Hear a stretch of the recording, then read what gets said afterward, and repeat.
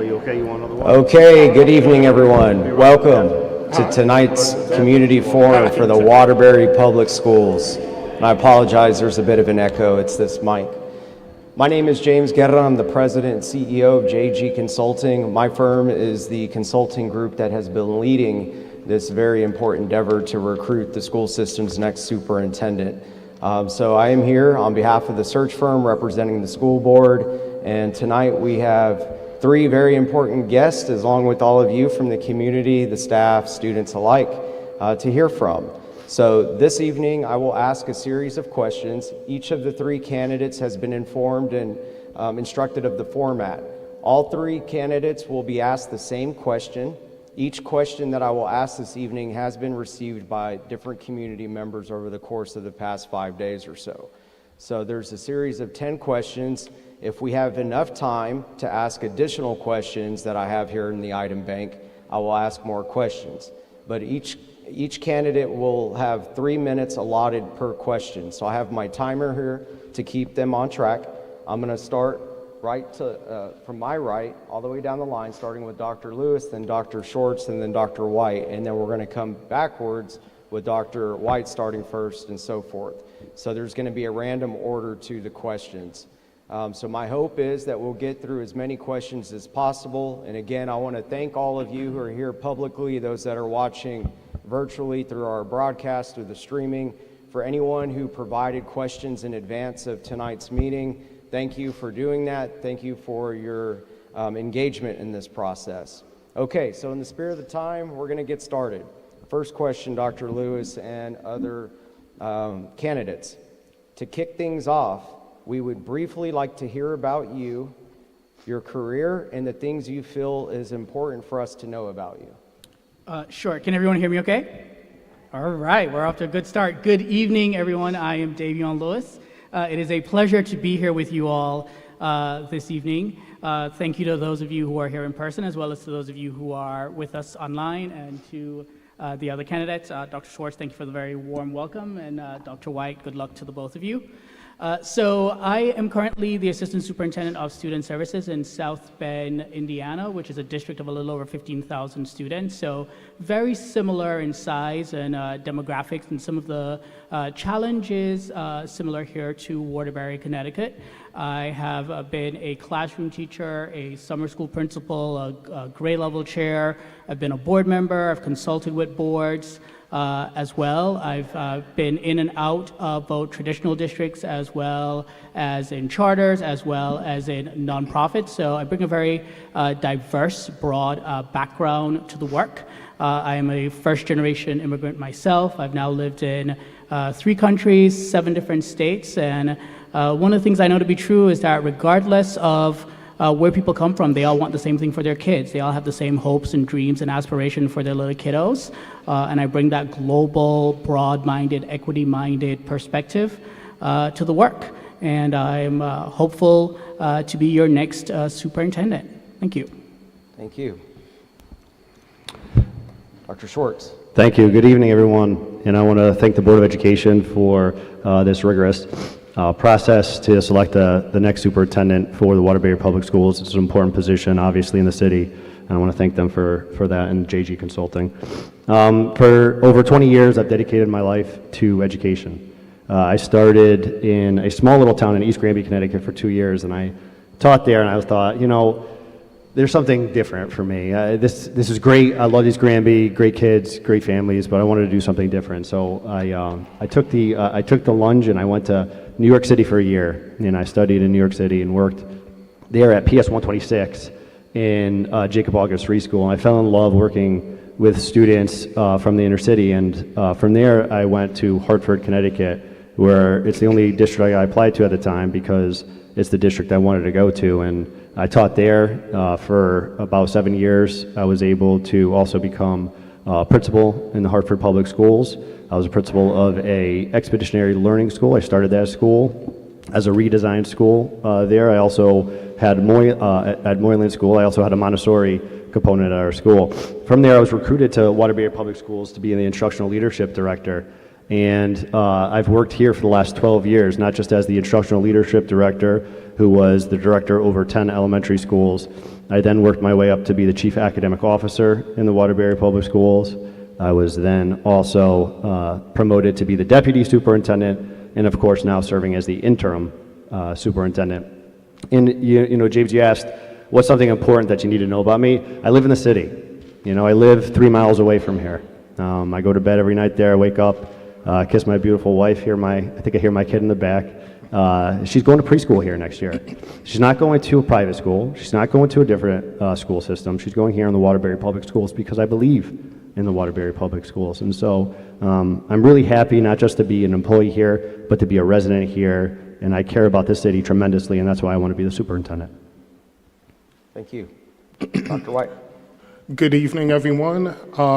Again, thank you to the board, thank you to you, James, and to everyone for this process and for this opportunity to talk with you, to get to know me or reintroduce myself. The key thing to know is I believe in education. A teacher changed the trajectory of my life, so I understand the power of what education is and what it can do. For me, I'm a child of immigrants, born and raised in the Bronx. As I said, a teacher changed the life of one of my sisters, which changed my trajectory. And out of that came my experience of teaching in New York City, coming up to Connecticut. I became a principal in Bridgeport, Connecticut, and then had the opportunity to work here in Waterbury. But as an educator, one of our charges is to teach the world, not just in our geopolitical boundaries. So I did leave to learn more and bring back new skills to Waterbury to help lead this district to greater success. As an experience, I've been an assistant superintendent. I've led the district through its COVID response, helped us get back on track afterwards, worked on negotiations for a variety of our contracts, always leading first with what can we do to make life better for our students, our families, and our staff. Central office works as the in-service of all of those units, so that's what I bring to this work and will bring to this work as your next superintendent. Terrific, thank you. All right, Dr. White, we're going to start with you again. The second question, when you're ready. Why do you want to be the Waterbury Public Schools superintendent, and what specific things about this position do you find attractive? I'll start where I ended. Being of service. That is the key thing that the superintendent can be, can lead a district, lead the experience, improve the life outcomes for students, which in turn changes the life outcomes for families. So being able to shape the policies, working in collaboration with our board, working in collaboration with our teachers, our administrators, and our families, really making this a community effort to move this city forward. So those are the things that attract me most about doing this. This is about really making a change in people's lives and being in the position to move the levers necessary to make the changes for students. Okay, terrific, thank you. Dr. Schwartz. All right, well, I mean, to me, I'm the eternal optimist for Waterbury. I really am. If you know me, when I came to Waterbury, I just want to let you know, I had 3 advisors tell me, don't come here. 3 said, do not come here. You're doing great in Hartford. You're moving up. Stay where you are. You're going to do great. And I said, well, why wouldn't I go there? And they talked about the politics. They talked about that the culture in the school system wasn't great. They listed a long list of things. I said, well, isn't that why I should come? Because I do feel like I'm a great educator. And I came here 12 years ago, and I've stayed here. And I've stayed here because I believe in Waterbury. I'm an optimist. It's one of my best and worst qualities, but I do feel like it is, Waterbury is poised to be the leader in New England for urban schools. I really believe that. We have if you could spend a day as interim superintendent, see the kids that we have in the Waterbury Public Schools. We're sending 2 kids to Harvard this year, okay? We have 5 robotics teams now in every single high school. Kids that are interested. They just need a chance. And so I'm just the eternal optimist. I really believe in the city. I think we have amazing kids. We have an incredible staff that is underappreciated because, what teaching staff isn't. And, I'd really feel like I can bring that positive energy, that vibe, that reality that we can all be optimists together. I started the year off with a word called Ubuntu. So the administrators here knew what I was saying. Ubuntu is a South African phrase. It says, I am because we are. I can't shine unless we all shine, and I really believe that about Waterbury. I think we all can shine. I think we all need to work together. I have a history here. I talked about all of my different positions. I understand, and I've built relationships over 12 years. And so when I make a decision, sometimes having the history and those relationships allows me to kind of see, okay, what's going to be the impact of this decision, and who do I need to communicate with and talk to before these decisions are made that, quite frankly, if you don't have the history and relationships here, you might not get. And then just lastly, I just think that overall, I care. I care tremendously about what happens here. I care about our students, and that's why I want to be the superintendent. Thank you, Dr. Schwartz. Okay, Dr. Lewis. Yeah, so, I'm on a mission. I, by no stretch of the imagination, should be sitting here in front of you. I didn't go to the best schools, but I am the product of what a great education can do. And a great education in general is the great equalizer, and Waterbury is at an inflection point.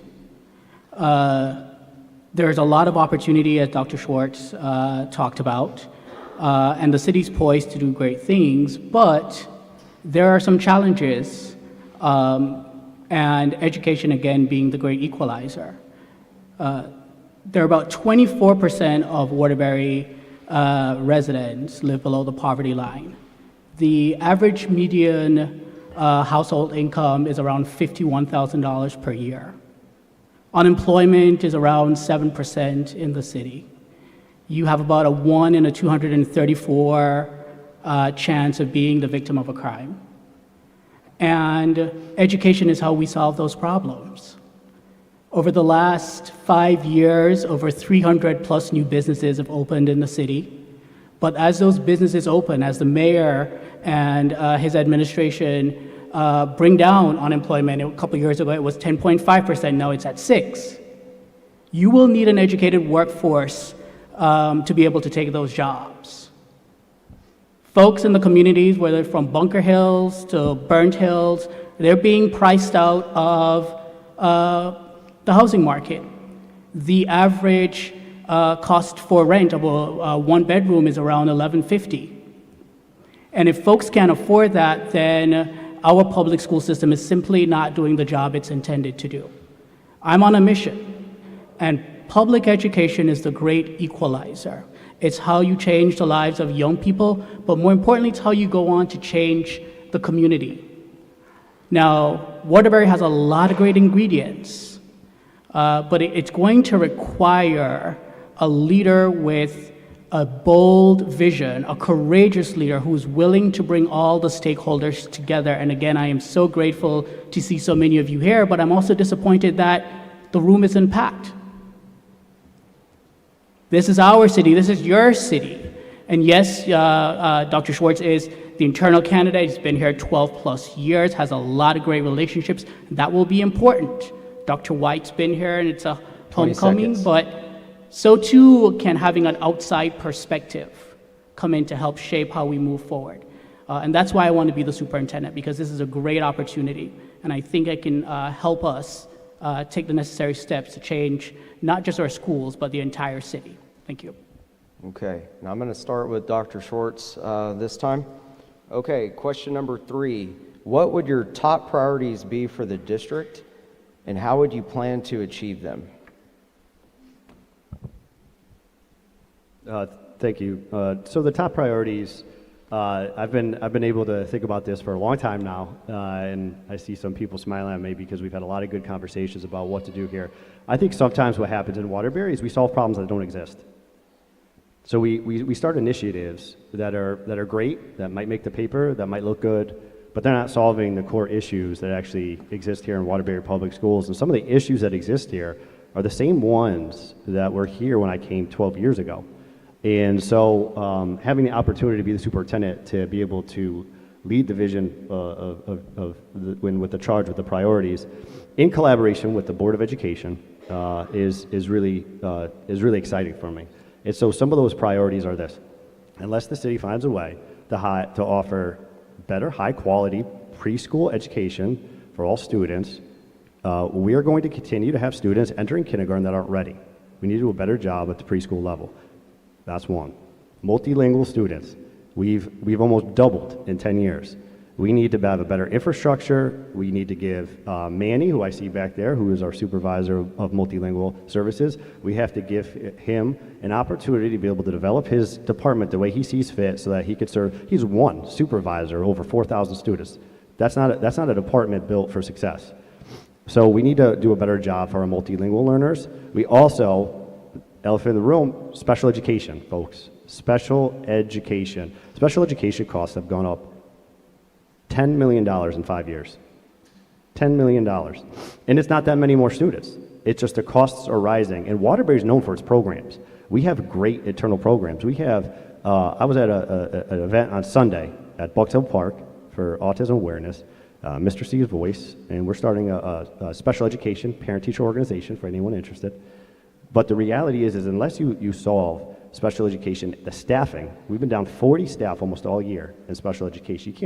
You can't help our most vulnerable students with that type of staffing. And to be honest, that's down from 60. So kudos to the human capital department, who's really worked hard at going from 60 to 40. And so beyond that, I would say those are my three priorities. Safety is always a concern. Safety is always number one. I walked in as the interim and I was told, Darren, the safety, everyone's talking about the safety. Well, as of today, we're on track. We're 29% on track for a 29% reduction in battery assault in our schools this year. 29% reduction, 10% reduction in weapons as well this year. And so those three things, along with safety, and the last thing would be worker satisfaction, because unless teachers and administrators are happy about coming to work every day, we're going to keep on the same cycle, and we're not going to be able to push the needle. So we got to take care of our teachers, administrators, and all staff. All right. Dr. Lewis, your turn, sir. Yeah, thank you. Certainly agree with everything just said by Dr. Schwartz, all important things. The question around priorities, number one, I want to make it clear that as an incoming superintendent, I'm not coming in with a prescribed plan. I think one of the worst things leaders can do is to come in with a savior mentality that they have all the answers. I want to be super clear that the community already has all the answers. My job as superintendent is to help with the facilitation of putting those answers together and then helping us to coordinate to work urgently towards solving problems. That being said, in the superintendent candidate profile, the community articulated what should be the priorities. Reestablishing trust within the district, reestablishing transparency and accountability. So those would be my initial priorities. I'm a data-driven person, so the next set of data that I looked at in thinking about what I would prioritize is that we have a real issue in Waterbury right now in terms of inequities. When we look at absenteeism, when we look at truancy, when we look at suspensions, when we look at proficiency rates, Black students, brown students, students with disabilities, students whose primary home language is not English are significantly falling behind their counterparts. And if equity is something that we say that we believe in, then we're not doing a good enough job. And that's something that we are going to have to tackle right away. The next thing that I would say is, as I talked about earlier, education, in order to move things forward, it's going to require collective action. And so, in my opinion, the next superintendent is really going to have to be urgently and laser-like focused on bringing stakeholders together. Families, community partners, the workforce development, the mayor's office or college partners. We have to bring all of the stakeholders together in order to define what it is that we want, what are the dreams and aspirations for our kiddos, and then set a pathway towards achieving that. So those would be my 3 priorities. Okay, thank you, sir. Dr. White. I would absolutely have to agree with morale being one of the issues. If we don't have a happy workforce, we are not achieving the goals we need for our students. So we begin with that, rebuilding the trust, looking at working conditions, looking at what we need to do to make the experience for our staff better so that they can have their true impact on their students. Making sure that they feel safe coming to work, making sure they have the supplies they need, the basic tools to do the job. That's where we begin, that's the foundation, because once we have the staff in place doing what they need to do, then everyone can focus on the students. From there, the focus has to be on improving literacy, improving performance. So once we have our students able to do everything they need, our staff able to do what they need, then we're now able to work on our students, give them all the skills that they need to succeed going through school, working with our multilingual population, working with our special ed population, make sure those things are all in place so that students are able to achieve and succeed. And then, of course, let's work on what the postgraduate options are. Our goal is to graduate students ready for life, college, career, the military. So we really need to work on what it means to come out of Waterbury Public Schools, what are they going to have the opportunities so that whether they stay here in town, they leave, but create a Waterbury that they're able to come back to. So we create all of these opportunities so that they are able to succeed. But again, the basis of this comes back to working with our staff first, giving them every piece they need so that they want to be here. It's an incredible staff here. My experience here, I loved working with everyone here in Waterbury. They're committed. Many of the staff are Waterburyans who have stayed here. This is the only place they've wanted to work. And that's a statement to what it means to be here. And we have to make it so that they are happy to stay here, not miserable to stay here. And then from there, all of the other steps can come together. Wonderful. Thank you, gentlemen. Okay, we're on to question number 4. And I'm going to start with you, Dr. Lewis. All right, given the population distribution of Waterbury, the demographics of the current student population, what would be your initial view of the ideal Waterbury public school system in the next 5 years?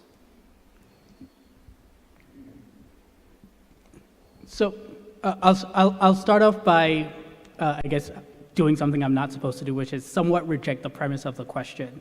The question sets up in such a way that because of the demographics of the students, that somehow expectations should not be the same. And I want to be clear that regardless of the demographics of our student body, and we are a predominantly minority district, 62% of students are Hispanic, Latino, it's about 29% that are Black, African American. The expectations for me are the same, that students will achieve great results, that we will provide the type of educational journey for for students that allows them to live up to their God-given potential. So the demographics have nothing to do with that. Where the demographics come into play is the work that we need to do as adults in order to serve our students better. The reality, again, right now, in every single metric, whether you are looking at truancy, suspensions and expulsions, proficiency in ELA or math, our Black students, our Hispanic students, or students with disabilities, the district's absenteeism rate right now is about 27%, which is about 12 percentage points higher than the state average. But for students with disabilities, that's about 40%. Right? Why aren't we doing a better job of engaging our students with disabilities and providing them with the services that they need so that they're coming to schools? It's a similar story for our Black students, our Hispanic students, and our students whose primary home language is not English. So the expectation is the same. We just have to, in my opinion, figure out how to work better with our families, our community partners to engage students, to provide them with the resources that they need. The home is the first school, and the parent is the first teacher. And we ought to be engaging them as co-teachers to make sure that we can support these students, regardless of the demographics. Okay, thank you, sir. Dr. Schwartz. So, I mean, I think I'd agree with Dr. Lewis that obviously the demographic, your zip code shouldn't determine your success, period. I think no educator up here, no educator in the crowd believes that, right? And so nobody believes that your demographics, you wouldn't be here in Waterbury if you felt that way. And so, but I didn't hear where we'd be in 5 years. I've heard a lot of what we don't do. So where we'll be in 5 years is, in my opinion, let me just start off with this. We have an amazing amount of people in Waterbury working really, really hard for kids. I don't even want to start the list because I'll forget someone. But we have an amazing amount of people. And what we don't have, though, is collective accountability as an entire, not just school system, but city, of all of us working together, rowing together in the boat in the same direction, all at once, towards the same goals. And it's not just about this pie-in-the-sky achievement goal. It's about what is the goal for the Waterbury Public Schools and how can we get everyone together, their collective voice of how we can achieve that. There's nobody that's going to sit up here, no superintendent that comes to the Waterbury Public Schools that's going to have all the answers. You need the entire organization in the city behind the school system, and you can't just look at the school system when something goes wrong. We all need to feel accountable for what's happening in our schools. And so with that being said, I think in 5 years, my ideal system is a system where we have collective accountability across the city, that we all are engaged in similar goals, working together, pooling our resources so that we are all working towards those goals as one, rather than United Way working here and another, like I said, I wasn't going to list anyone, but all these different organizations working, doing amazing things for kids, but we're not doing it consistently and working together. And then, like I said earlier, I do believe in that eternal optimist belief in Waterbury Public Schools. I think within 5 years, not only are we going to get back to our pre-pandemic levels, which, by the way, before the pandemic, I bet a lot of people don't know this, before the pandemic, the 4 years leading up to it, Waterbury Public Schools had the highest rate of growth on the accountability index than any other district in Connecticut that was pre-K-12. The Waterbury Public Schools had the highest rate of growth. That was through 3 different superintendents. And so I watched that as not just as a participant, as a leader in the district, to see that we could get back to that type of accelerated growth. I really believe that. Go past our pre-pandemic levels and really be the premier system in New England. Thank you, Dr. Schwartz. Okay, Dr. White. Okay. The former superintendent of Milwaukee one time said to a group of us when we were talking about parents don't keep the good kid at home to see how we do with one kid. They send the kids they have. So in some ways, we have the ideal system. Now, the demographics aren't going to change that. The student in front of us is the student we have to teach. So what we have to do is, again, go back to what are the supports needed. Multilingual learners, we need to increase those supports. Special education, we need to increase those supports. So the ideal system is where we are able to get our students everything that they need. They're able to become out critical thinkers. They're able to make choices for what their lives are going to be like when they graduate from our high schools. They are going to be able to make life choices and improve their life outcomes. That's the ideal system that can be put together. And that the backwards planning to that from now, 5 years from now to today, is that shared responsibility. Working with our families, working with the city in all aspects to make sure that we have opportunities, support that we create the employable workforce in this city, that we create the college-educated staff to come back and teach our kids again, work on growing our own. All of those things come together from making sure we work with our kids who we have now, and it doesn't change because of the demographics, the zip code, all of that. Everyone who's part of this city should have the same opportunity to succeed, and that comes from us working together on those pieces. Wonderful. All right, gentlemen. So we eased in with the first four. Question number 5 is going to be a little bit lengthier, so buckle up. Okay. There's a great increase in mental health needs, especially in autism, yet the district has not grown over the years to accommodate these children in terms of appropriate programming. There have been several factors stated as short staffing, the budget, etc., and in the meantime, these students are left in environments that are truly not appropriate for their level of needs. As a superintendent, how will you handle this issue and the expansion of programs in an area that has been in dire need for several years but continues to fall short? So, Dr. White, I'm starting with you. Do you need me to repeat any part of the question? If you could read one more time. Okay, all right, I understand. They're going to get a little. Give me a little wait. They're going to be more multifaceted, so I'm giving the 3 of you fair warning now. Okay. There is a great increase in mental health needs, especially in autism, yet the district has not grown over the years to accommodate these children in terms of appropriate programming. There have been several factors stated as short staffing, the budget, etc., and in the meantime, these students are left in environments that are truly not appropriate for their level of needs. As a superintendent, how will you handle this issue and the expansion of programs in an area that has been in dire need for several years but continues to fall short? So I'm going to start with you first, Dr. White. Okay. So coming in as the new superintendent, one of the things has to be a needs assessment of everything that is happening, knowing what is the current state of the program and how we can improve that. As you stated in this question, that there's been a lack of programming or then not the quality of programming.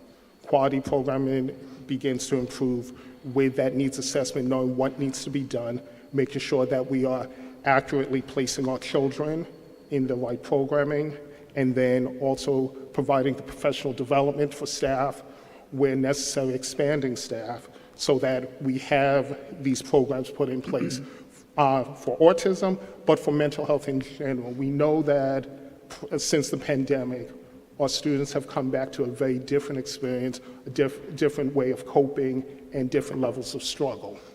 And we have to support them. The social emotional learning has to be increased so that it becomes part of the curriculum. It's done, some elements of it have to be part of the curriculum. Other elements do require other environments for that. And again, starting with a needs assessment, we know what we need to have and how many different types of programmings we need in place to support all of our students.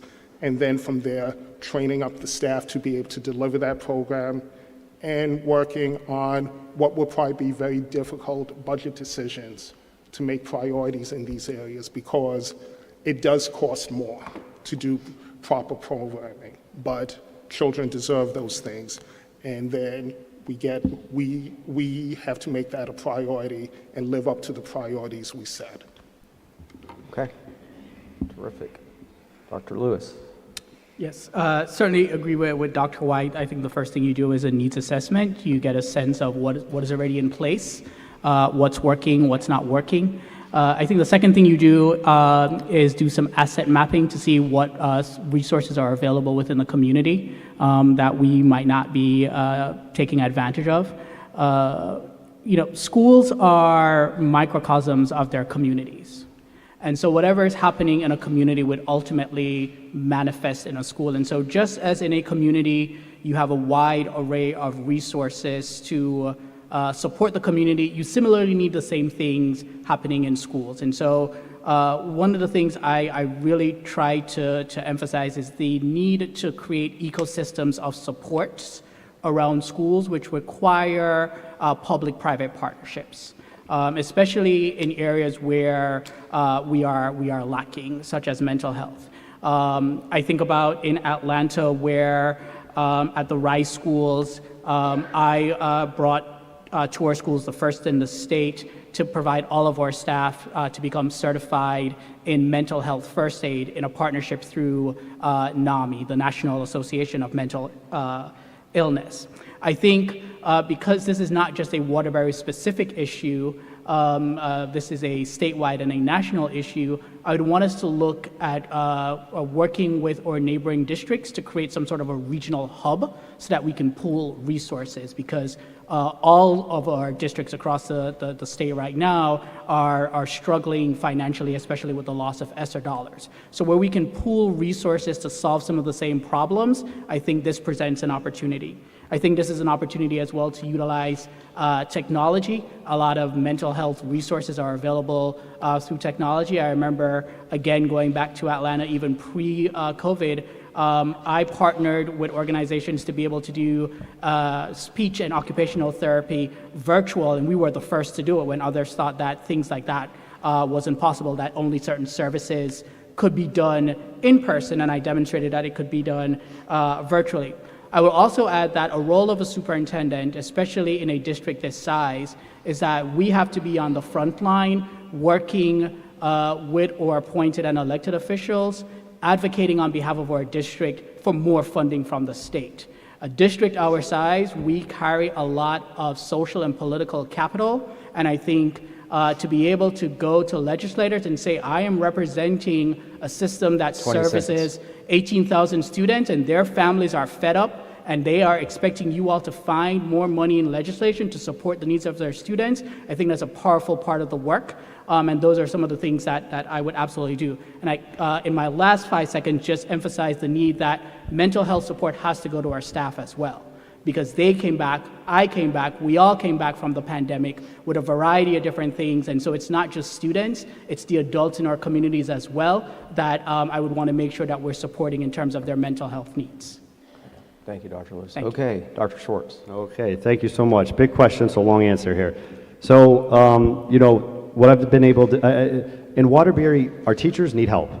Nobody's saying that, I don't think anyone in the question and the answers here, the reality is our teachers are coming to work every single day and counting on us, the leaders, to be able to formulate either support, whether it be through funding support, whether it be programmatic support. They're coming every day and they're begging for extra help in this area. And so what I've been able to do here in Waterbury, so just to be clear, there was an audit done here a few years ago, so those in the Waterbury Public Schools should know that. Those in the Waterbury Public Schools, there was an audit done, but Dr. Ruffin helped support an audit for the special education services. Through that audit, we've been able to make some changes, so a lot of that road mapping and asset mapping has been done for the Waterbury Public Schools, and which is great, because that's where you start, right? But the reality is that some of those things that have come out of that, it's been a pleasure to be a part of. You know, I see Wendy Johns and Tracy Menzie here. They've been able to create a roadmap for mental health supports that they have provided, not only just for adults, but also for students. And that roadmap really clarifies all the different programs and opportunities, whether it is the school-based health center, whether it's CJR, whether it's clinicians coming into our school to support students. They've been able to really clarify all of the different areas in which we provide that mental health support. And in fact, I was able to work with a superintendent advisory committee. There's about 50 students in that superintendent advisory committee that consists of juniors and seniors. Guess what we're doing on Thursday here at WAMS? We're creating a PSA on mental health. And whose idea was that? It was a student's idea, because they want to be able to create a public service announcement for other students on all of the things that are available here in the Waterbury Public Schools. I also want to just go back to this concept of the SEPTO and the Special Ed Parent Teacher Organization, because a lot of times our parents are looking for support. It can be very lonely sometimes being a parent of a student with special needs. And so getting a communal opportunity together to provide a learning for parents, provide an opportunity for them to engage with us is going to be really important. We also were able to bring Sandy Hook Promise in with part of my leadership. And Sandy Hook Promise allows students at any time of the day, trust me, I get the text because I know, 24/7, kids can say, hey, I'm thinking about hurting myself. Hey, I was just talking to another student online and, this isn't right, and it's anonymous. and we get those calls, and we get out to the schools, and we work with the police departments to get out to those homes to be able to work with them. I'm also engaged UConn. UConn is 20 doing seconds. UConn's doing a survey for our co-taught schools. I've been working with Representative Khan, who's fighting for us in Connecticut to be able to get us more money. To get the special ed is a big topic right now in our, in especially the biennium budget. I work directly with our representatives and Representative Khan. I work with the Connecticut Association of Urban Superintendents because we need more money to be able to service student. And I think finally, in my last 5 seconds, I think somebody said once, that the professional learning for teachers obviously is really super important. Dr. White said that. But we also need programmatic handbooks here in Waterbury. We need to define what our programs are so that we understand how students get into the programs, what we expect for outcomes, and how we support students throughout their journey in our special education, in their special education journey with us. Thank you, Dr. Schwartz. Okay, Dr. White.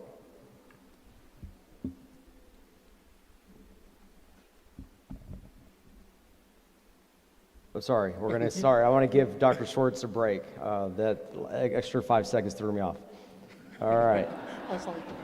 You might want to take a sip of water before I ask question 6. And that's a recommendation for all 3 of you. All right, question number 6, we're going to start with Dr. Schwartz. The academic achievement of our students is our primary focus. Would you please give us some examples of how you have helped improve academic performance in your career? Also, how might you go about improving scores in WPS, monitor progress, and highlight areas in need of improvement? And I can repeat the question if necessary. All right, one more time. No, I think you got it. I got it. You got it? Yeah, okay. I got it. So academic achievement, I talked about that the highest rate of growth in the 4 years prior to the pandemic happened, and the one consistency, and this isn't to be braggadocious, but the reality is as the chief academic officer, we had a core group of people that stayed here and worked here through transitions of different superintendents, and that with the Board of Education, the support from them and the funding available, with the chief financial officer putting money towards investing in our curriculum and writing our curriculum and getting teachers what they need in the classroom, is what made the difference in those 4 years. Teachers had the materials, they had aligned curriculum, but most importantly, and I truly believe this, is that if you think of a through line, right?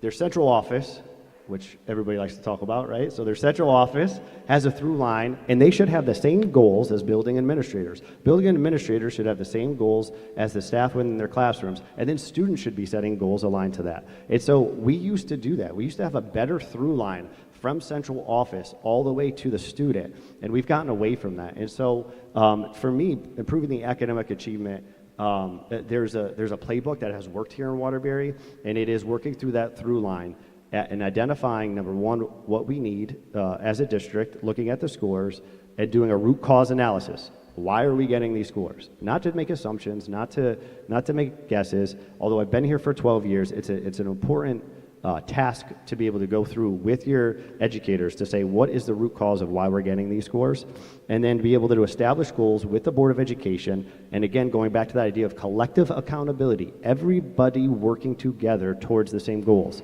If we put it all on the teachers, it's not going to work. If we just say administrators make sure your schools do that, it's not going to work. We all need, everyone in this room, whether you're a family member, whether you're a board member, whether you're a community member, need to be collectively accountable and working towards that. And so to prove those scores, you need data systems. Every school district is perfectly designed to get the results it's getting. Every school district is perfectly designed to get the results it's getting. We're designed to get the results we're getting right now. And so we have a lack of data systems that also permeate that through line that I talked about. We need a better district data team that also talks to the school data teams, to the instructional data teams within the schools. And then that needs to be monitored through the progress of not only identifying and looking at the scores on a consistent basis, having those conversations, but also you need to be in the schools. You want to ask how you're doing? Go and ask a teacher. Go and ask a paraprofessional. Go and ask a parent liaison how you're doing. Because they'll tell you. They're not going to, sometimes the administrators might tell you what you want to hear, even though they'll tell you too. You go and ask the hall monitor. You ask the office staff. You have to be visible in the schools. And so how are you going to do that? You need to get into schools, you need to get into the classrooms, you need to work with the teachers, and you need to be able to monitor that progress through walkthrough opportunities, not only at the school level, but also as a central office. Thank you, Dr. Schwartz. Okay, Dr. White, now you're at bat. Okay. So the first part was times that I've been part of that success. Well, some of the data that was talked about, I was here for that success here in Waterbury. And then also prior to that, when I was a principal, I was able to move my school forward. One of the years I was principal, we had the highest growth in our middle school grades. Back then, it was still the CMTs. So yes, I'm dating myself to back a couple testing platforms before, but those are a couple of examples of it. Working on building that database, as Darren spoke about, of course you need to make sure you have proper data. In New Haven, we've been using the DataWise process, which has been that process of really looking at the data, stripping away the assumptions and inferences, and then really trying to figure out what is the problem, what do we need to do, and then using that to diagnose what we have to try to fix it. And then if that works, great, go back and let's look back at what's the next thing. If that doesn't, let's make sure we didn't make the wrong assumption and figure out the next steps. So it is a systematic approach to going through data, making sure we figure that out and make the choices so that, again, we're putting our bets on the right things.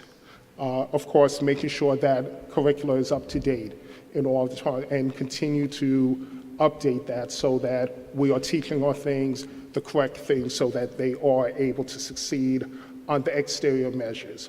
We need our internal assessments so that we have the dipsticks to know along the way how our kids are doing so that no one's surprised. The results when they come out in July shouldn't be a surprise. We should be able to have a good approximation of where we're going to be if we take the steps along the way. The same way students shouldn't be surprised at the end of the year on the grade they're getting on their report card. We work towards that, make sure they have the opportunities to learn what they're supposed to do, what they're doing, how they're doing, and make course corrections as they go along. We apply that same thing to the classroom, to the results we get there, support our staff in doing those things, have the walkthroughs, see what's happening in classrooms. Again, Dr. Schwartz said perfectly, you can't supervise all of academics from central office. You have to be in buildings. You have to see the experience that students are having. And that includes, are they engaged? Are they ready to take in that information? Or are we not doing what's necessary to give them those supports? So it's a combination of all of those things that create the ability to monitor success and get towards the goals that we do want to achieve within that in the platform. Thank you, Dr. Wright. Okay, Dr. Lewis. Yeah, the first thing I'll say is our students are absolutely more than just test scores, right? And so when I think about achievement, I think about the holistic development of our young people. Our goal is to make sure that we are graduating fully well-rounded students who can go on to live productive, happy lives, right? And choose whatever kind of pathways that they want for themselves. That being said, I do understand the question here is talking specifically about academics. I'll say a couple of things. One, you know, when I got to South Bend, Indiana, I went there specifically because the State Board of Education went into the district and took away a subset of schools from the district that were all failing schools on one side of town. It was all black and brown students below the poverty line. And the state took away those schools from the district and created a kind of a micro district called the Empowerment Zone. And when I got there, only 2% of kids were on grade level in ELA, 6% in math, and 78% of eighth graders were 3 or more grade levels behind. And we really turned that around. In one of our schools, Warren Elementary, 35% of students were students with the most severe disabilities. I'm talking about students who required a full-time one-to-one para, had feeding tubes, things of that nature. In 1 year, Warren on the iLearn assessment, average growth in ELA was 9.8% and 17.9% in math, the highest and the second highest in the entire city. Our average growth surpassed the larger district, the state average growth, the 3 neighboring districts and all the charter schools in the region. And that wasn't something that I did on my own. That was a team effort. And I want to be clear that as superintendent, the number one way you impact student achievement is through staffing, because I can't be in all 33 buildings and I can't be in every single meeting, but I can really be thoughtful and intentional about the people that we choose to put in front of our kiddos, how we support them, how we train them. And through the staffing, through making sure that they had the resources, through professional development, we were able to achieve all of those things. You improve student achievement by being focused on equity as well. As I talked about before, we do have some students that are achieving in Waterbury right now, but the achievement is not equitable. And we're doing an injustice to those students. One of the things I did in South Bend as well was to introduce a balanced scorecard, which tracks 72 KPIs across 3 different domains that was public facing, so that the members of the public could look at our data at any single time and see how we were doing. In one of my prior roles, I was the certified lead evaluator for Cognia. Cognia is the world's largest accreditation body, and so I would go in with a team for a couple of days and then make recommendations as to whether or not a school should be accredited or not. So I know very intimately what it takes to make continuous improvement work, and how to move systems, and that's what I would bring as your next superintendent to Waterbury. Okay. Thank you, gentlemen. Okay, on to question number 7, and we're going to start with you first, Dr. Lewis. And then on deck, we have Dr. Schwartz, and wrapping it up will be Dr. White. Question number 7, community input and trust is vitally important to the district's success. How would you go about getting that input and building community trust and a vision for the future? Also, many decisions that have been made are difficult. How would you work with the community on unpopular issues? Yeah.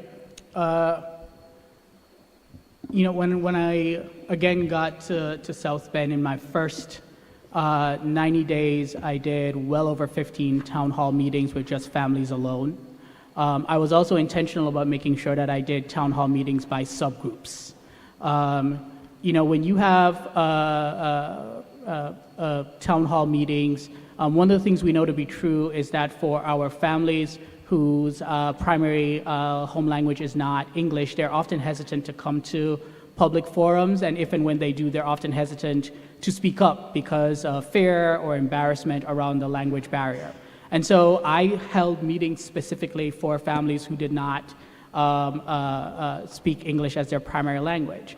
We also did the same thing for subgroups. If you have 50 families in a room, and to one family, their child has an IEP and has a feeding tube and require a full-time one-to-one para, that's going to be their most important problem versus the other family who is just concerned about, the bus picking their kid up late every single day. Both issues are equally important to those families, but they don't bring the same weight. And so it's hard to have deep, meaningful conversations when you bring those different types of issues together, as opposed to bringing families together to discuss issues specific to their subgroups. So that's one thing I did to really improve student engagement. Of course, we created, parent engagement. Of course, we created parent advisory councils as well, which I'm sure already exists here. I did the same thing similar with our staff. So I met with staff by building, by grade level, also by content area to hear directly what their concerns were. And we brought students in a part of that process as well. So when we made budgetary decisions or when we made programmatic decisions, students were a part of that process. In fact, we partnered with a program that allowed students to give teachers feedback in real time on their instruction, and then teachers could use the feedback from students to make modifications to their instructional style and delivery. It's one thing when your principal says your lesson isn't engaging, right? That principal doesn't like me. Of course they're going to say that. It's another thing when you have 24 kids and they take a survey and they give you that feedback in real time to improve your instructional practice. So we made sure that that student self-efficacy and agency was there. I did a lot of small group focus groups as well as one-to-one interviews because ultimately you need to bring everyone together to be a part of decision making. I believe that as a leader, you have to be okay with being transparent with folks and giving them the information that they need, and then remove the barriers to from them being access information. I know a lot of superintendents think that if we share this information, it's going to open a can of worms, it's going to lead to more difficult conversations. But I think you give people information and you trust them to engage in the process. And if you do that, the decisions, especially the difficult ones, become a lot easier. And certainly wish I had more time to give more examples, but that is my leadership style. Because ultimately, if I get hit by a bus tomorrow, the board is going to have a moment of silence. Board President Hernandez is going to appoint somebody within the next day, and then the work continues. But how we keep things moving forward, you said there won't be a moment of silence. How the work continues is by making sure that it is grounded in the community and it's not just driven by one individual. That's why you constantly have the churn, because that was that superintendent's idea. So when he or she leaves, we get rid of it. But if it's our idea, it doesn't matter who the superintendent is. That's how you create change and you make meaningful, sustainable change if it's our collective efforts that's driving the work of the district.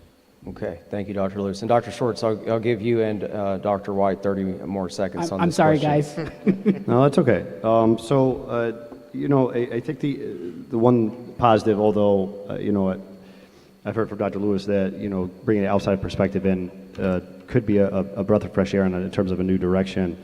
And the reality is I do think that being here for 12 years, working the different capacities that I've had, I've been able to build up a lot of trust with various components of the community that have taken a good amount of time to be able to do that. It takes time to cultivate those relationships in Waterbury. And sometimes those relationships don't always start off great.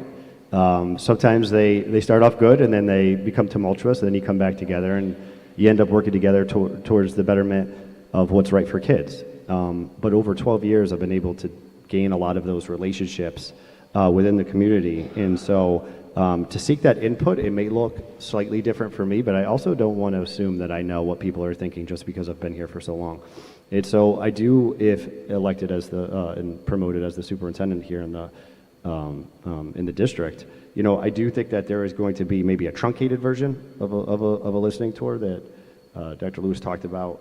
But one that still needs to occur anyways, because I don't want to assume. I don't want to walk in thinking that just because I've been here for 12 years, I know everything. I don't think that. And if anybody knows me, I'm constantly working and striving to understand what people are thinking and feeling about the district. And so whether that be with businesses, parents and guardians, students, as you mentioned, staff, elected officials, and specifically the Board of Education, and having real sit-down, one-on-one conversations with the Board of Education, because the Board of Education is elected, and they're elected by the people, and they quite often get a lot of feedback from the people. And so the Board of Education has a lot of knowledge about what's going on, not just in education, but also how the community is feeling about it. And so I'd really want to sit down with them individually, go through a series of questions, and find out.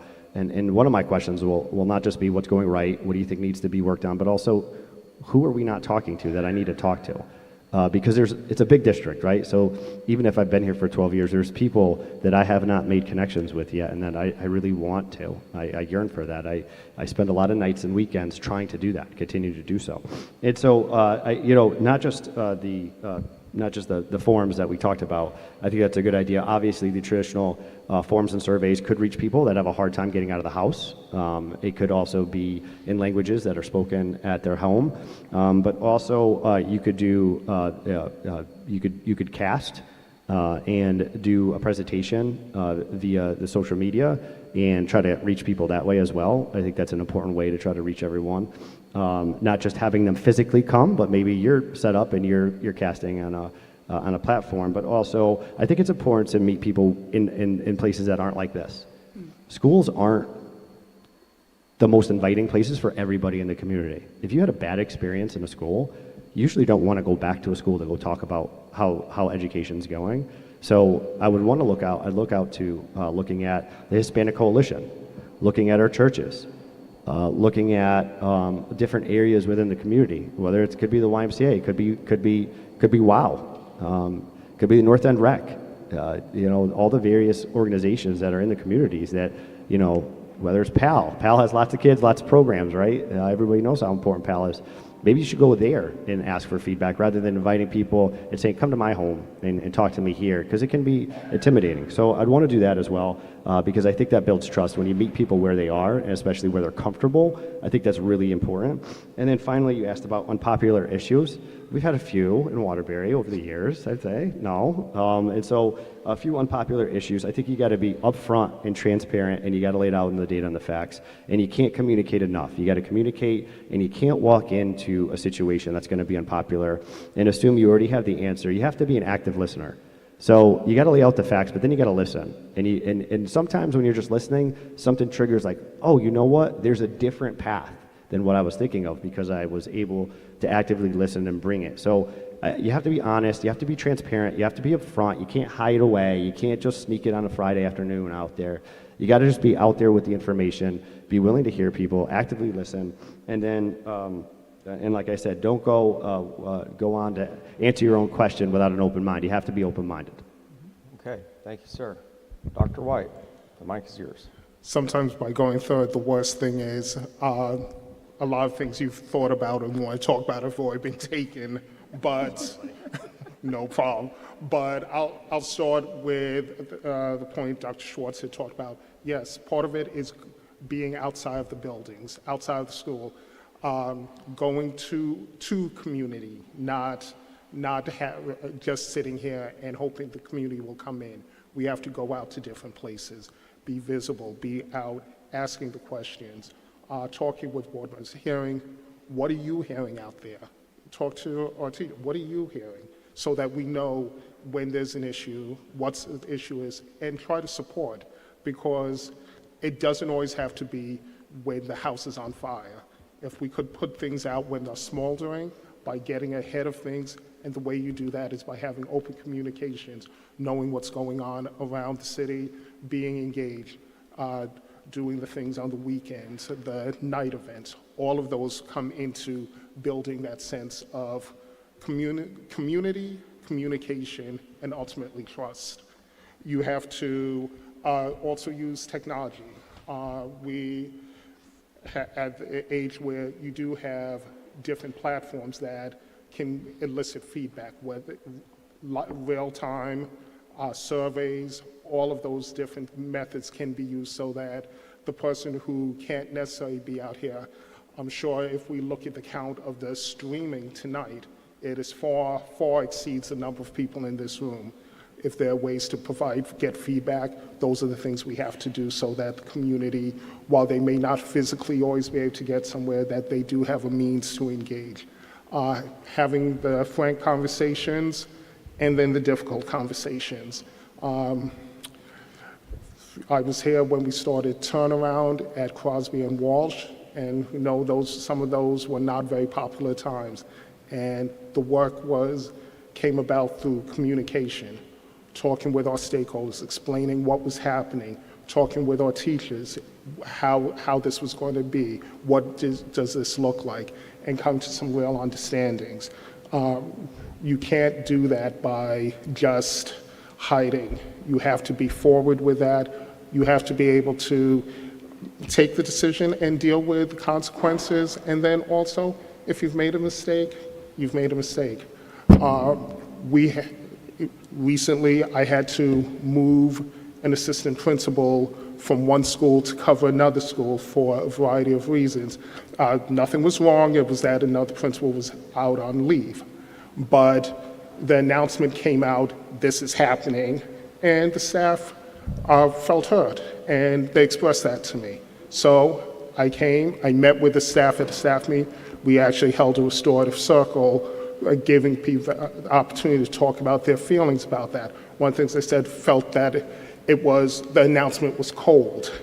It was actually it was a factual announcement. I didn't think I was being cold, but hey, that was the feedback, and I apologized and talked with them about how this could have been done better and what the goals were we were trying to achieve. And we left the meeting in a good place. Those are the things, getting ahead of something, not assuming you'll get it right, and when you don't get it right, take those opportunities to correct it and continue going back. It's not going out to community, it's not one and done opportunities. It's the ongoing dialogue that creates the opportunity and the trust that your superintendent is doing the things he needs to do to make our schools better and our community better. All right, gentlemen. If I could ask, let's try to get back on time with the 3 minutes allotted to each question. I appreciate your thoroughness and the well-rounded answers to your questions, but I do want to ask as many questions that the community has submitted prior to tonight's community forum. So Dr. White, you get to go first this time. All right. Question number 8. How would you foster the academic achievement of ELL students, alternative students, gifted and talented students, and students attending other programs while maintaining equity across all groups of students? One more time. How would you foster the academic achievement of ELL students, alternative students, gifted and talented students, and students attending other programs while maintaining equity across all groups of students? It starts again with that needs assessment that I talked about earlier, making sure we know what we have, and also a quality assessment, because it's not just say we have a multilingual program or we have the dual language school. We have to really put the pieces behind that to make that come together. And then from there, it's making sure that the quality is improved, is up to standard, and we bring that across to all elements of the program. And also, we don't forget about our talented and gifted, make sure they are getting what they need. But also, we have to do things for the no-seums. These are the kids who, they're not your high flyers in your school of doing great things, your top 10, but they're not turning over your school either. These are the kids who are just kids, come to school, do what they need to do, and sometimes as educators we forget that middle band of kids who are just about trying to be students, be the person they are learning into themselves. So we have to make sure we're providing programs and opportunities so that we're not just servicing the ones that we're doing out of compliance. We have to service everyone out of our true belief, our goals, and our values, and make those decisions. So out of the value of equity, everything will come together. As we build those programs, make sure it all comes together and make that a reality for every single student. Okay, thank you, Dr. White. Dr. Lewis, please. Yeah, when I am assessing the health of a school or system, the first thing I do is to look at subgroups.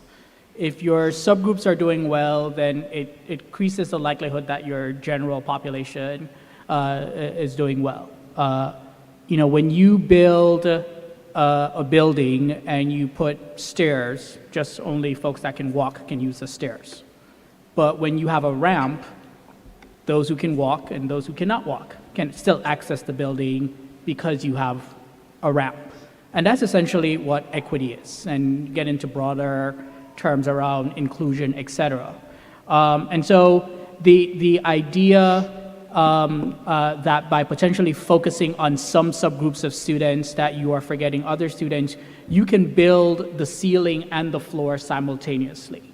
And so that's how I think about things programmatically. You can focus on acceleration and remediation simultaneously. We already have the DLI program at Clemente. To the extent that we can expand that, so that's some sort of a K through 12 articulation is something that I would look at. And in general, whether it's around gifted and talented or any of our subgroups, I would want to make sure that we have the opportunity to have K through 12 vertical alignment and articulation across the board.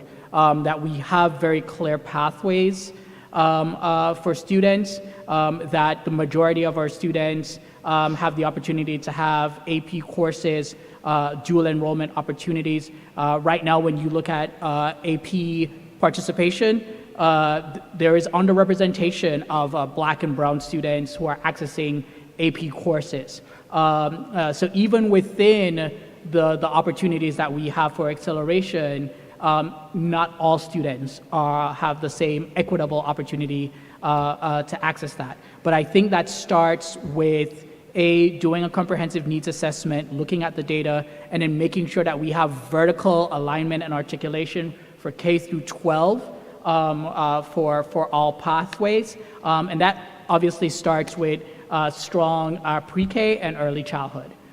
So that's how I think about that question in terms of achievement for ELL and other specialized groups. Okay, terrific. Thank you, Dr. Lewis. And Under 3 minutes. Under 3, and then Dr. Shorts. Starting my timer. So every student deserves a high-quality education, and for those that have watched my career over the last 12 years, you know that, I don't shy away from that equity talk. I don't. We have conversations about it consistently. We still have conversations about it regarding what's happening in the larger sense of education. But equity in itself isn't enough. So you asked specific questions about multilingual students. I'll call them multilingual. I know you said ELL. Gifted and talented, alternative ed students, and students attending programs. So I want to take this one by one. So multilingual students, I mentioned it earlier as part of my priorities. So I'm glad it was a question because it is a priority. We have to provide high quality professional learning for our staffing. We got to keep our staffing right here, right now. We've got to be able to create the SIOP model for all our schools. And it's not just for, multilingual isn't just for the multilingual teachers, by the way. It's for all teachers in our district at this point. Over 4,000 students are multilingual learners. So that means it's something that all of our teachers can benefit from. And so I'd really want to, again, work with our bilingual and multilingual office to be able to sit down, expand that office, create a structure that is going to be able to deliver on high quality professional learning, not just for multilingual teachers, but for all teachers in the district, because it's a collective responsibility of ours. I also noticed, I don't know if you know this, not this year, but last year, there was like 35 kids in a kindergarten program that was a bilingual program. 35 kids sitting in one of our kindergarten classes. And so, that was an easy solution. What we did is we opened up a couple of extra classes at Walsh this year that are bilingual programs. No kid should be sitting, talk about equity, no kid, kindergartner student, multilinguals, many newcomers to the city should be sitting in a kindergarten class with 34 other students while they're trying to learn. And so, also opening our bilingual programming across the district, opening up more classrooms, say where we can provide that opportunity. And, Roberto Clemente International Dual Language School is going to 6th to 8th grade as well. So, and that's a very popular program for our dual language program. Gifted and talented, I started the work here and worked together with several other individuals, including Dr. Baker and a few others, about establishing the NAGLIERI as a nonverbal assessment for students being identified as gifted and talented. It's nonverbal because we have a lot of newcomers and a lot of students that are multilingual. You don't want your gifted and talented program be subject to English language. And so we've been able to do that. We've been able to create the Academic Academy, Early College High School, under the leadership of several superintendents. SOAR is an amazing, I see Principal Johnston back there, Career Academy with a lot of awesome programs that our gifted and talented students continue to go to. Alternative ed students, it's not just State Street and Enlightenment anymore. We opened the Expulsion Academy this year. And the Expulsion Academy has over 50 students in it. They're separated out now. They used to be in with all the alternative students. And guess what? As of today, 0 referrals for any student in that program. 0 referrals, behavioral referrals for kids in that program. And I just end this by saying that Dr. Lewis, I agree with you that we are underrepresented in AP. That's because if you know our program of studies, many of our students actually choose dual enrollment courses because they get the college credit for that without having to take the test, and we're actually overrepresented in that area if you look at that. And as the Chief Academic Officer, we took away all gates in our program of studies. You do not have to get a teacher signature to get into that AP or dual enrollment class. If you want to take that challenging class, you get to take that class. All right, Dr. Shorts, don't get too comfortable. You're first on the question 9. All right, question number 9. I'm going to assume you're ready. Could you please tell us about your philosophy on managing people, and what do routine interactions with principals, teachers, and other staff look like? How do you deal with conflict, either with you or between subordinates? Yeah, so I'm collaborative by nature. My philosophy is, we're a profession. Teaching is a profession, and I take that professionalism with me every day when I come to work, and I expect the same from everybody that I work with. And so I hold everyone accountable. If you ask Juan Mendoza and I both worked together in Hartford, and he said, you were the toughest on me when you were my supervisor as a director. And I said, I was tough on you because I knew how good you were, and I knew what I could get from you. And so, my philosophy is I'm collaborative. I expect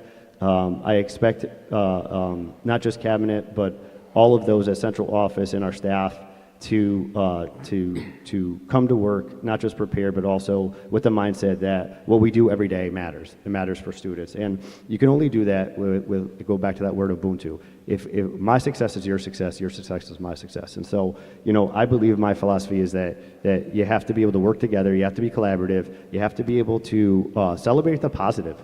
You have to be willing to do that. I think a lot of times we get so stuck in the negative, we forget about the positive here. And so, I'm also, I'm not afraid. I think I was, about a month ago, where's Mr. McCaslin? I pied him in the face at a school. So, his kids were doing a fundraiser, they were doing a, thing, and they said, hey, maybe you could come over here. Of course, I went to the school, I gave it an opportunity to walk around a little bit, but then I snuck around the back door and gave him a pie in the face in front of all the kids. And so, those are the types of things that I think, that's the type of person I am. I also like to, you can also bring joy to the work, but it doesn't have to be folly, right? You could bring joy to the work. We're talking about educating students. We all dedicated our lives to this, and the teachers did as well. So to point fingers and say you're not doing right, you're not doing this, that doesn't work. So you got to be collaborative in nature. You got to bring positive vibes. You got to be able to. Those are my routine interactions with people. But they also know that if I ask you to do something, you better do it, because I'm going to ask in about a week when you're not ready for it, and I'm going to say, so how are we doing on this thing? Like, oh, I can't believe you remember that. Because I write everything down. I use the notebook still with the pen. And so I keep everything down, I write it down, and I just say, hey, how are we doing with that? And I just keep it going. So that's my routine interactions. And with conflict, I think with conflict, it's just straightforward. You got to be honest, transparent with everyone. You got to be able to look someone in the eye and have the hard conversation. And so for me, when you deal with conflict, you got to be able to look someone in the eye. You got to be able to actively listen, understand where the conflict is generating from, and then you can't be afraid to have that tough conversation. Okay, thank you, Dr. Schwartz. Dr. White. My philosophy overall is being a servant leader. So it begins with we are all equal in the work. Sometimes the job is cleaning up after someone else. Sometimes it's making tough decisions to lead the entire district. So it starts with a respect for everyone doing the work.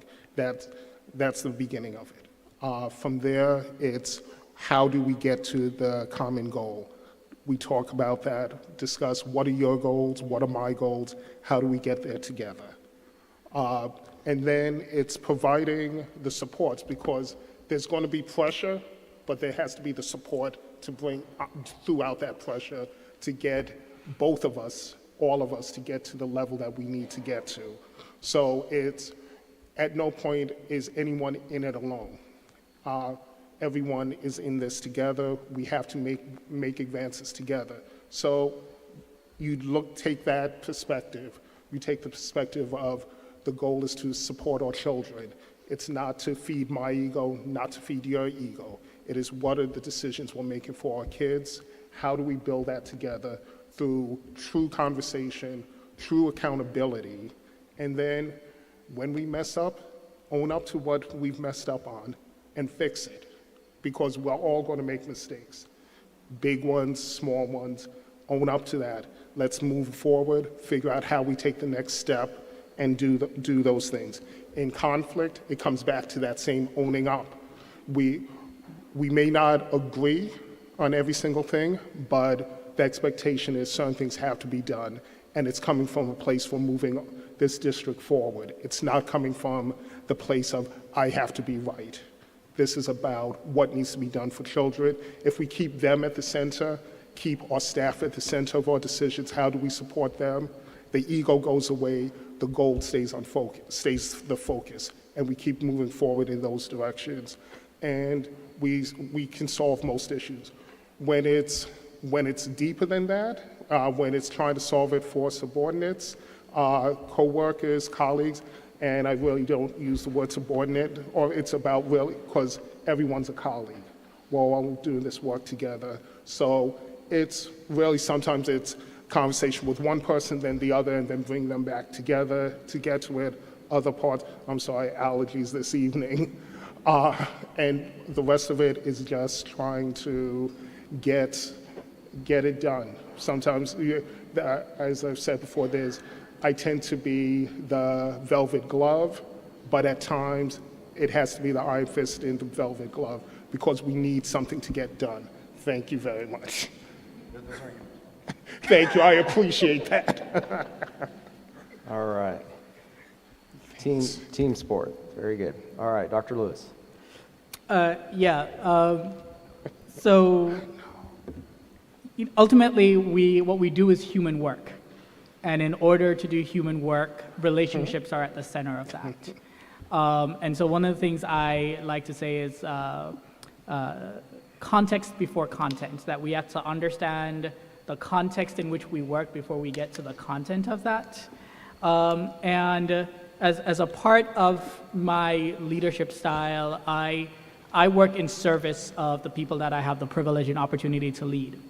And so how I show up is based entirely on how you need me to show up. So I think about a few people that I've had the privilege to serve as leaders to. Julia has a Google sheet for everything, and she has tabs, and the way I show up for her is a structured one-on-one each week, and we go through the spreadsheet, and we end with next steps, and we start the last meeting by reviewing where we ended the last meeting, which is very different for how I would show up for Varissa, who will text me multiple times during the day, so we don't do a standard one-to-one because she and I have this ongoing communication, which is very different from Rhonda, who sends me pre-work ahead of time for our meetings. And so if that's how you need me to show up for you, I show up for you how you need me to show up for you so that you can maximize your potential and be your best self. And I ultimately believe that's what leadership is. It's not about the leader. It's important for me that the folks that I work with, that we don't just set professional goals, we set personal goals as well. That you find life-work balance, not work-life, but life-work balance, and that you feel a sense of fulfillment in and outside of work, because I need you to show up to work every day as your best self. And if you don't have that holistic fulfillment, then I'm not gonna get the version of you, or kids rather, aren't gonna get the best possible version of you that's going to help move the needle and create the type of achievement that we want. I see my role as leader in a couple of ways. One, to ensure alignment of the vision, expectations, resources, etc., accountability, and urgency. And I recognize that the work is long and hard. I recognize that the opportunity gap and the achievement gap will probably not be solved in my lifetime, but I see this work as a relay race. And you pass the baton to me, I will run my leg of the race as hard, as long as I can, for as fast as I can, and then you pass it. But we gotta do that urgently. So I am a no time to waste kind of person. The data that I talked about earlier, that's the data what it is, and we can't afford, as a result of niceties and not wanting to step on each other's toes and things like that, to skirt around the issue. Because in the meantime, we're graduating kids that aren't prepared. In the meantime, communities continue to fail. So there's urgency. And conflict, I welcome conflict. If we're agreeing all the time, then there's a problem. I don't like a team where everyone agrees with me. And if we have too much groupthink, then I'm going to be the person in the room to challenge everyone. But the work is too important for all of us to agree. If we're coming out of meetings and making tough decisions in 5 minutes, that's a problem. So I welcome healthy conflict. It's how we're going to do better for these kiddos, because this is really important work and we got to move quickly. We got to move urgently. Okay, thank you. All right, and thank you to the community for indulging us. I know it's been a long evening. Sharing your time with us is critically important to this process. So we have time for one final question. I'm going to ask for the three gentlemen to be as brief as you can be. Is there anything that the community did not ask this evening that you were hoping would have been asked from me as your facilitator? And I'll start with you first, Dr. Lewis. Anything you'd like to share about yourself? I can't necessarily think of one particular question. I think these were great questions. Maybe a question around teacher support, teacher retention, teacher recruitment would have been good. I think maybe a question around the finances of the district. We know the recent executive order from the president is going to cost WPS about $1.4 million. We talked a little bit about special education, but certainly think we could have spent some more time on that. I think we could have talked a little bit more as well about whoever the superintendent is, how we plan to draw a line in the sand despite what's happening at the national level. There are some districts that are equivocating and acquiescing, but I want to be clear that if we say that we believe in equity, I don't care what anyone in Washington is saying, then this is the work that we're going to do, and we're going to make sure that all students will achieve. So, my closing thought is what you see with me is what you get. I'm not going to show up one way because this is an interview in a community forum and then I get the job and I show up as a completely different person. I am my genuine, authentic self. And the things that I am proudest of over the course of my 20-year career are the relationships I've had the opportunity to develop and the lives that I've had the opportunity to positively impact. And that's what I would want to bring to Waterbury as your next superintendent. So thank you all for the opportunity to be here with you this evening. And I think whoever is the superintendent, Waterbury is going to win. In the brief time that I've had with my colleagues, they're certainly exceptional, and I echo so much of what they said this evening. So thank you all. Thank you, Dr. Lewis, and thank you for being here this evening. Dr. Schwartz. Yeah, I just want to start off by thanking, JG Consulting, the Board of Education, and my two colleagues here for just being exceptional leaders, willing to come to Waterbury.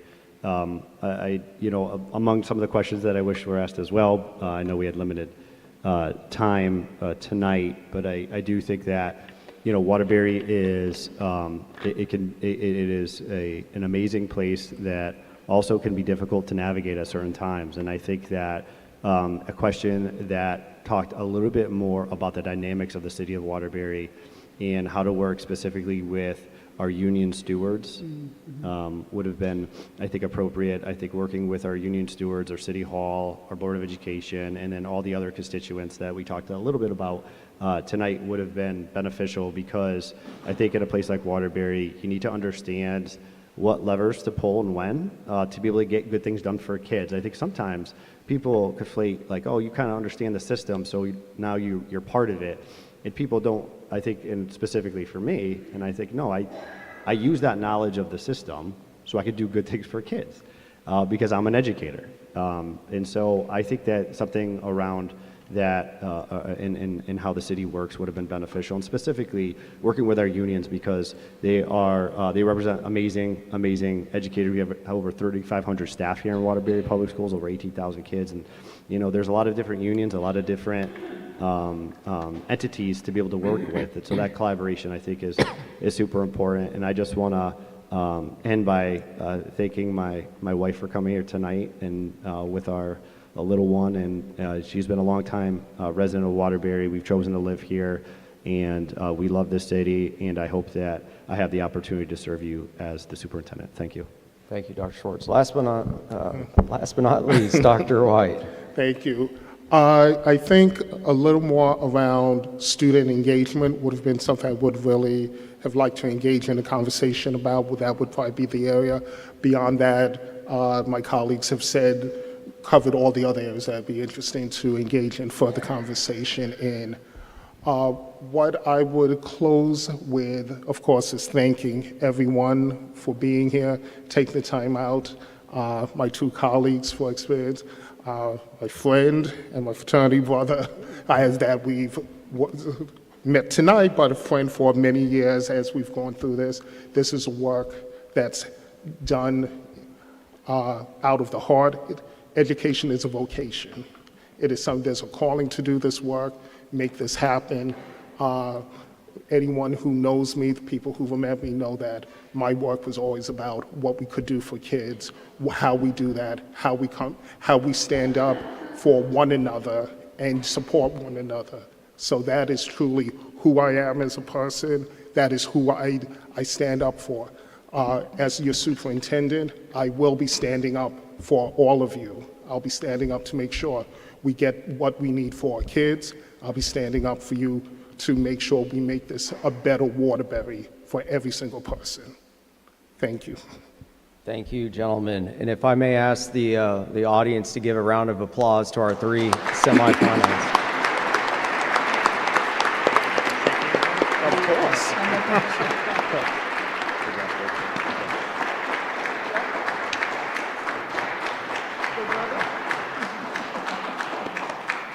So I'd like to share with you that this process has been very arduous, comprehensive, intense for them and the other candidates alike. I want to thank the board, the mayor, the mayoral staff, the community, the staff, the students, all of those who have played a very important role in this process. These 3 gentlemen plus the other candidates who did not advance to this stage went through a very intense process. And that certainly is not lost on me. We require quite a bit of information by way of the application materials, the on-demand interviews, the civil services review, quite intensive. So you should be very proud that the 3 candidates before you this evening have went through this to be potentially your next superintendent. So on behalf of JG Consulting, I want to thank you for being here this evening, sharing part of your evening with us. I will be here also tomorrow, so if you happen to see me, if you have additional thoughts or questions, to the extent that I'm able to answer, I certainly will, but want to wish everybody that's attending virtually a good night and be safe getting home. Thank you all.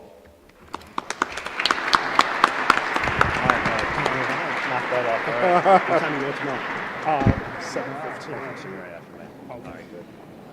I was going to say, time to get a drink out of that. Yeah. Could be.